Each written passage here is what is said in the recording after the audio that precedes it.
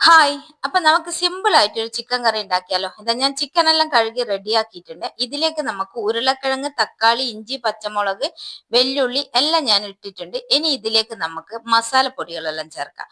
അപ്പൊ മുളക് പൊടി, മഞ്ഞൾപ്പൊടി, മല്ലിപ്പൊടി, പിന്നെ കുറച്ച് വറുത്ത് പൊടിച്ച മല്ലിപ്പൊടി ഉണ്ടാവുമല്ലോ, അതും ചേർത്തിട്ടുണ്ട്. പിന്നെ കുറച്ച് ഗരം മസാലയും, പിന്നെ കുറച്ച് കുരുമുളകും, ഉപ്പും, പിന്നെ വെളിച്ചെണ്ണ ഒഴിച്ച് നല്ലോണം ഇതൊന്ന് മിക്സ് ചെയ്യാം.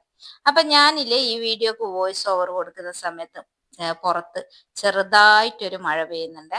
അങ്ങനെ വലിയ മഴയൊന്നുമല്ല, ചെറുതായിട്ടൊരു മഴ. അപ്പൊ ഇന്ന് ഭയങ്കര ചൂടായിരുന്നു. അപ്പൊ കുറച്ചൊരു ആശ്വാസം തോന്നുന്നുണ്ട്. ഇനി പെയ്യോന്നറിയില്ല. അപ്പോൾ ഇതാ ഞാൻ ഇത് നല്ലോണം മിക്സ് ചെയ്തിട്ടുണ്ട്.